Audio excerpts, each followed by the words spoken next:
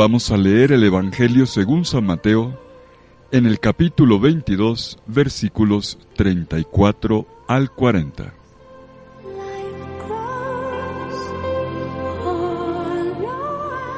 En aquel tiempo los fariseos, al oír que Jesús había hecho callar a los saduceos, se reunieron en un lugar, y uno de ellos, un doctor de la ley, le preguntó para ponerlo a prueba: Maestro, ¿cuál es el mandamiento principal de la ley? Él le dijo: Amarás al Señor tu Dios con todo tu corazón, con toda tu alma, con toda tu mente. Este es el mandamiento principal y el primero. El segundo es semejante a él: amarás a tu prójimo como a ti mismo. En estos dos mandamientos se sostienen toda la ley y los profetas. Palabra del Señor. Gloria a ti, Señor Jesús.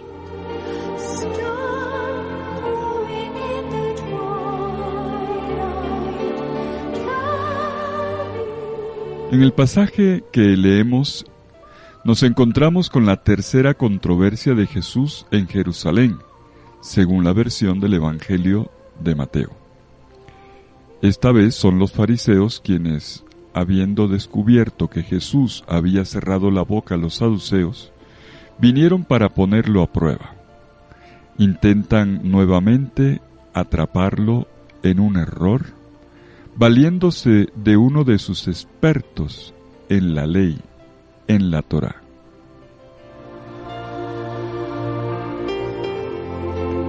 La pregunta que este experto le plantea a Jesús saca a la luz una preocupación que es frecuente por parte de la tradición rabínica de la época.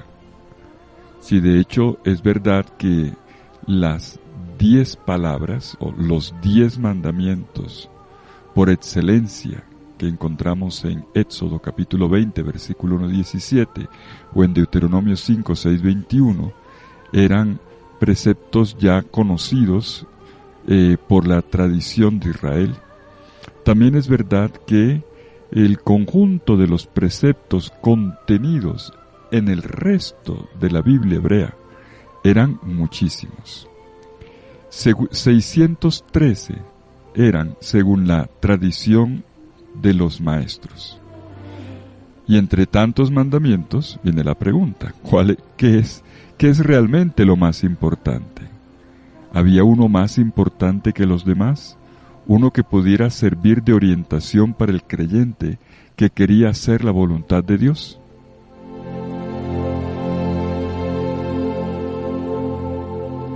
El maestro pregunta: ¿cuál es el mandamiento más importante? ¿Cuál es el mayor? La pregunta connota entonces ¿qué es lo que realmente importa? En última instancia, ¿en qué me debo enfocar?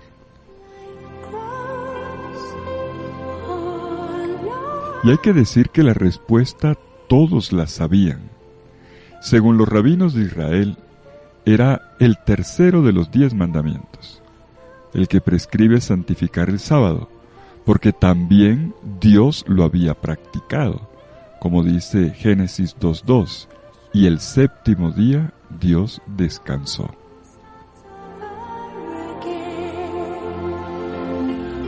Pero como dije hace un momento, ya había habido una primera codificación, tratando de responder a la pregunta, tratando de ordenar el conjunto de todos los mandamientos que estaban a lo largo de toda la Biblia hebrea. El rabino Simlaj llegó a decir: en el monte Sinaí se enunciaron a Moisés 613 mandamientos, 365 negativos, correspondientes al número de días del año solar, y 248 positivos, correspondientes al número de órganos del cuerpo humano. Y sigue diciendo Simlaj: luego vino David, que redujo estos mandamientos a 11, como está escrito en el Salmo 15. Luego vino Isaías, que los redujo a 6, como está escrito en Isaías 33, 15-16. Y sigue el rabino: luego vino Miqueas, que los redujo a 3, como está escrito en Miqueas 6:8, que te pide el Señor, sino que practiques la justicia, la misericordia, y que camines humildemente ante tu Dios. Y entonces llega a decir Simlaj, Isaías entonces volvió y los redujo a 2, como está escrito en Isaías 56:1. Así dice el Señor, observa la ley y practica la justicia. Y concluye el rabino Simlaj, que finalmente vino a Habacuc y redujo los mandamientos a 1, como está escrito, el justo vivirá por la fe, Habacuc 2:4. Bueno, he citado hoy este texto de rabino Simlaj que se encuentra en el Talmud de Babilonia, en el tratado Makot 24. Y lo he citado para que veamos que, aun cuando había una respuesta, no se ponían de acuerdo. Y entonces vienen donde Jesús para decirle, resuélvelo tú, dinos tú como maestro, cuál es el más importante, el primero, el mayor de los mandamientos. ¿Qué es lo que hay que hacer en última instancia para vivir según el querer de Dios? Y Jesús, quien conocía la Torá y sobre todo estaba ejercitado en la oración de su pueblo, responde citando la oración llamada Shema Yisrael, que se encuentra en Deuteronomio capítulo 6 versículos 4 al 9. El Shema se llama así porque en hebreo es su primera palabra en hebreo. Escucha, Israel. Y esta es la gran profesión de fe en el Señor Dios que repiten 2 veces al día todos los creyentes judíos. Escucha, Israel, el Señor nuestro Dios es el único Señor. Shema Yisrael, Adonai Eloheinu, Adonai Echad.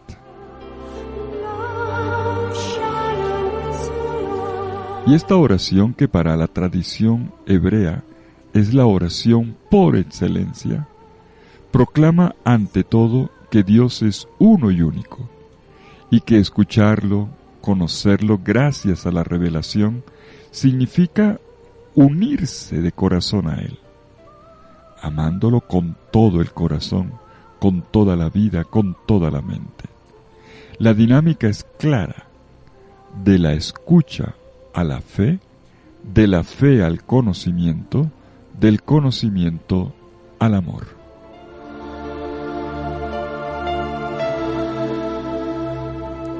La respuesta de Jesús, como de costumbre, se eleva y va más allá de lo esperado.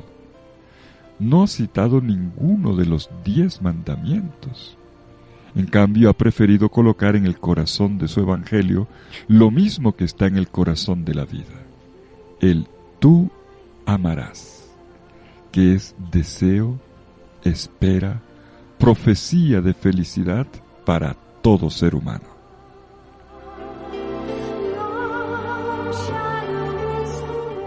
Amarás al Señor tu Dios. Y este amor a Dios, que se expresa de forma total, con todo, con toda la mente, con todo el corazón, con todas las fuerzas, con todo, no es simplemente un sentimiento. En realidad es un compromiso y tiene que ver con la alianza. Cuando Dios se le ama, se cumple la alianza, los preceptos de la alianza.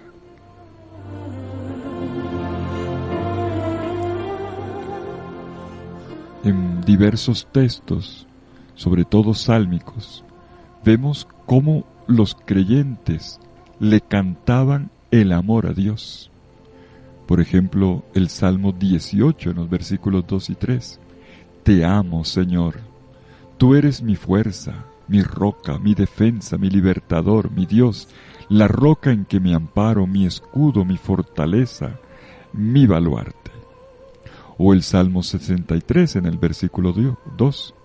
Oh Dios, tú mi Dios, yo te busco. Mi alma tiene sed de ti. Pues El lenguaje del amor humano puede expresar todo su amor por Dios, pero en realidad esto no basta. No es suficiente para verificar la verdad del amor. Para amar verdaderamente al Dios vivo, es necesario hacer, vivir lo que Él quiere. No hay posibilidad de un amor de deseo sin que ese amor tenga hambre de hacer la voluntad de Dios. Y en esto los salmos también nos ayudan. Por ejemplo, el Salmo 119 en el versículo 56. He aquí, Señor, mi compromiso, guardar, es decir, hacer tus preceptos. O en este mismo Salmo, en el versículo 94, busco tus preceptos.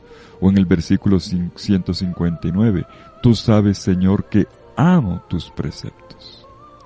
Y esto va a llegar hasta el Nuevo Testamento.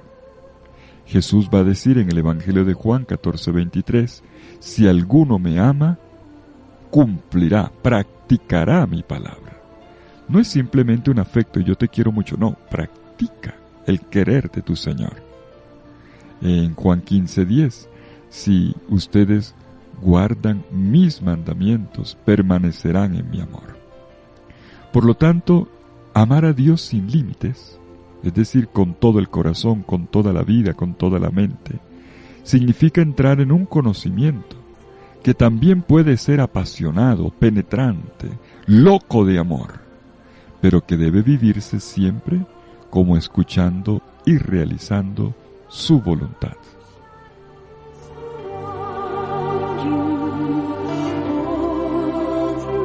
Y para ello es necesario haber conocido el amor de Dios por nosotros en primer lugar. El amor primero, su amor anticipado, que nunca merecemos. Por eso, el amor es la respuesta a este amor primero, como una obediencia que no se deriva de una ley, sino de la contemplación del rostro de aquel que es amor.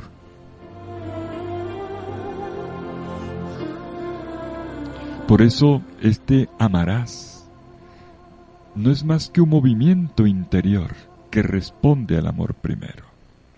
Amarás. En otras palabras, aprenderás a abrir espacio, a acoger, a hospedar un amor que ha venido primero a tu corazón.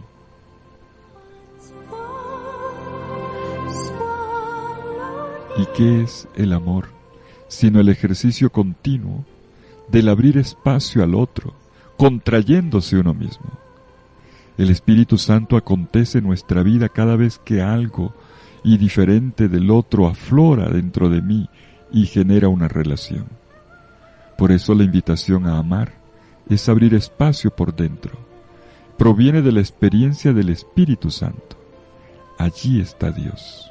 Lo divino acontece en lo humano. Siempre es así.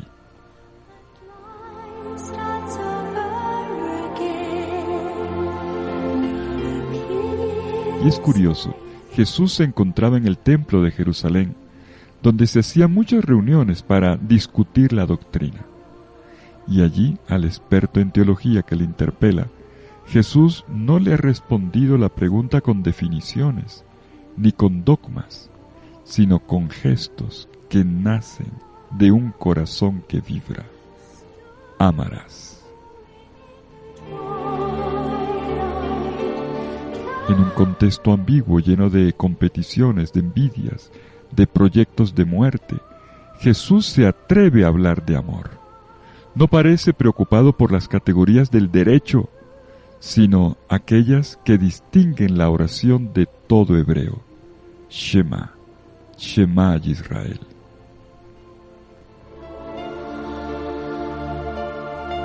Y llamo la atención sobre otro detalle. Jesús utiliza el verbo en futuro. Amarás. No un mandamiento, sino un verbo que se conjuga siempre, un verbo abierto a la vida.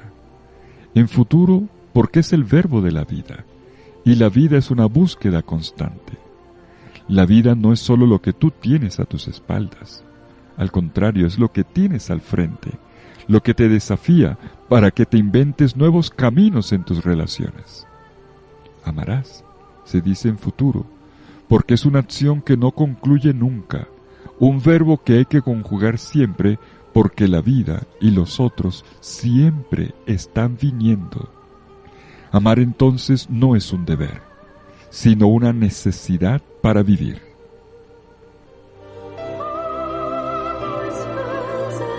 ¿Qué debo hacer hoy y mañana para estar vivo y radiante? Pues amarás. ¿Qué debo hacer año tras año? Amarás. ¿Y qué decir a la humanidad para su historia y su destino? Pues solo esto: el ser humano amará. Y está dicho todo. Y aquí arrojamos una mirada sobre lo que en última instancia mueve la voluntad última del Señor. Él cree en el amor. Él se fía del amor. Él refunda el mundo sobre el amor. Amarás a Dios con todo tu corazón. No quiere decir ama a Dios exclusivamente y a nadie más, sino ámalo sin medida, sin condiciones, sin competencias. Y verás cómo el corazón crece, se expande, no solo en cantidad, sino con pureza y con intensidad. Ama a tu marido, a tu hijo, a tu hija, a tu mujer, a tu amigo, al pobre. Dios no es celoso. Dios no roba el corazón de nadie, más bien lo dilata. Amar a Dios significa amar lo que Dios ama, y lo que Dios más ama es al ser humano.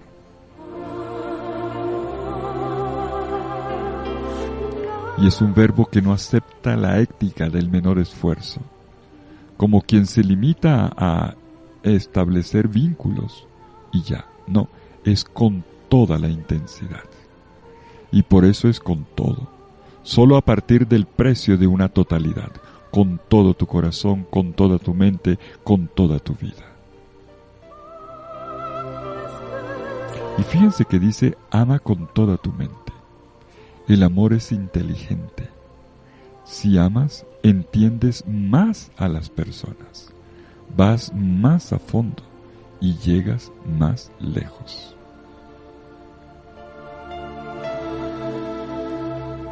Bueno, a Jesús le habían preguntado por el mandamiento más importante. Y Jesús, en cambio, respondió con 2. La verdadera novedad no consiste en que haya añadido al amor de Dios el amor al prójimo, como hace enseguida, que era un precepto bien conocido por la ley antigua, que se encuentra en Levítico 19:18. No, lo nuevo está en el hecho de articular las dos palabras, de juntarlas como si fueran vasos comunicantes, Dios y el prójimo y Dios, como una realidad que circula, como una misma palabra, como un único mandamiento. ¿Cómo puedo decir que amo a Dios si no amo al prójimo, que es la imagen y semejanza de Dios?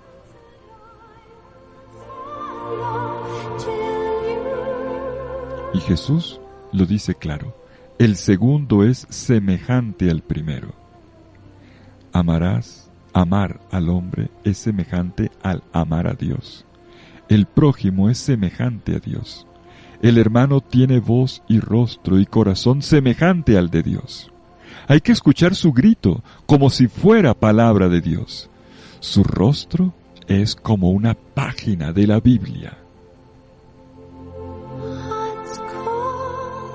Y Jesús todavía puntualiza: como a ti mismo. Amarás a tu prójimo como te amas a ti mismo. Y es casi un tercer mandamiento que se nos olvida. Ámate a ti mismo. Ámate como un prodigio de la mano de Dios, como una irradiación divina. Si te amas a ti mismo, no serás capaz de amar a nadie. Solo sabrás coger, acumular, huir, maltratar a lo mejor, pero sin alegría, sin inteligencia, sin admiración.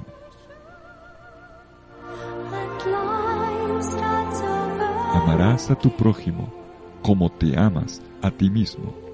Y fíjense esto, no es por nuestra profesión de fe que seremos evaluados en la vida, sino por el bien que hayamos sido capaces de generar. No la doctrina en primer lugar, sino la ternura.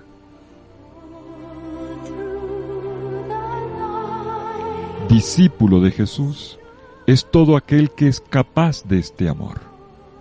Lo que importa no es tanto el creer en un Dios con estas o aquellas características, sino el estar abiertos al amor, a su amor, no como un deber, sino como una relación sabrosa que revive constantemente nuestra relación primera con Él, como una hermosa presencia que llena el corazón y lo hace salir en impulsos de bondad, de reconciliación cuando es necesario y de servicio siempre.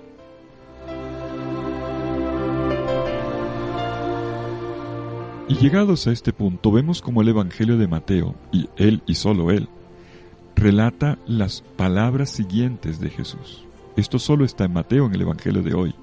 Jesús concluye diciendo: de estos 2 mandamientos penden, cuelgan, sostienen toda la ley y los profetas.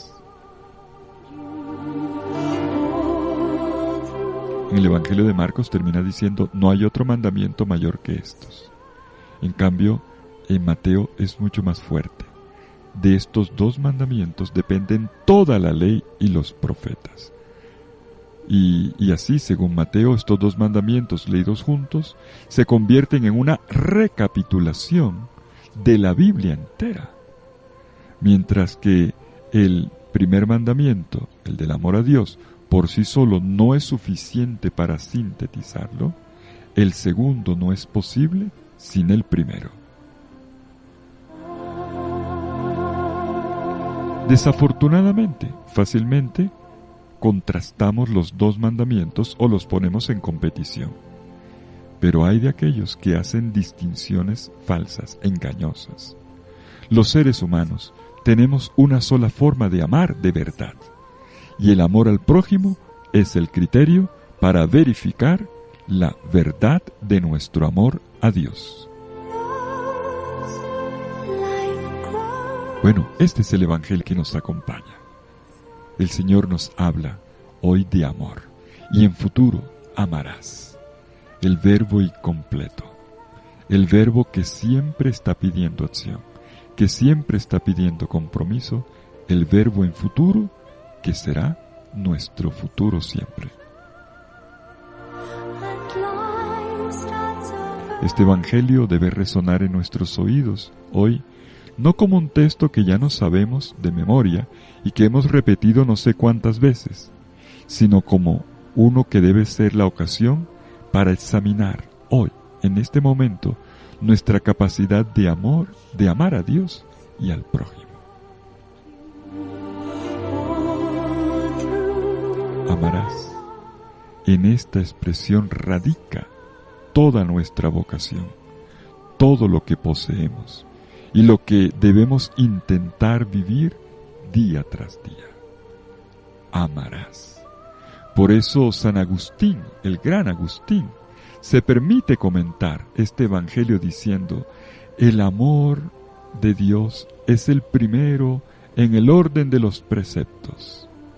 El amor al prójimo es el primero en el orden de la praxis, de la práctica. Y concluye: amando al prójimo, purificas tu mirada para ver a Dios. Bueno, los invito a releer este Evangelio que se encuentra en Mateo capítulo 22, versículos 34 al 40. Hagamos cada uno de nosotros ahora nuestra lectura personal, nuestra oración con el texto. Lectio Divina, leer, meditar, orar y contemplar. Que el Señor te bendiga, en el nombre del Padre, y del Hijo, y del Espíritu Santo. Amén.